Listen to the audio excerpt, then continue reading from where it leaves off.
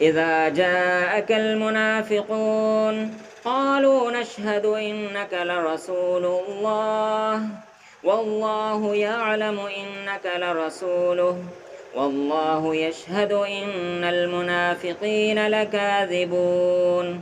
اتخذوا أيمانهم جنة فاصطدوا عن سبيل الله إنهم ساء ما كانوا يعملون ذلك بأنهم آمنوا ثم كفروا فطبع على قلوبهم فهم لا يفقهون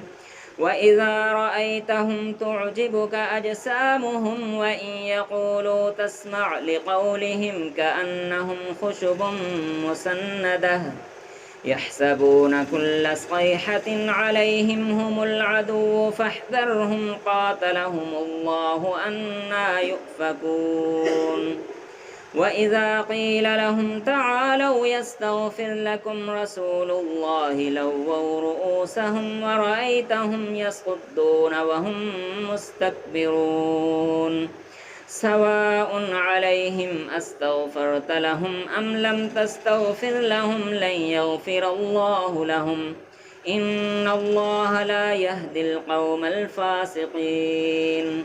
هم الذين يقولون لا تنفقوا على من عند رسول الله حتى ينفضوا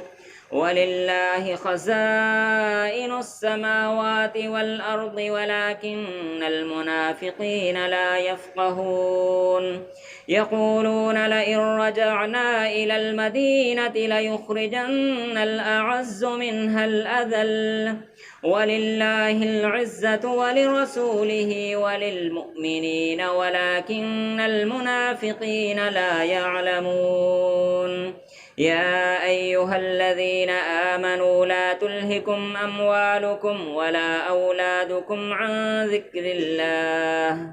ومن يفعل ذلك فأولئك هم الخاسرون وأنفقوا مما رزقناكم من قبل أن يأتي أحدكم الموت فيقول رب لولا أخرتني إلى أجل قريب فأصدق وأكن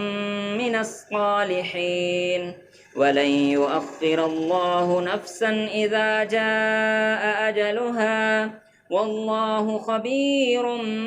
بما تعملون الله أكبر.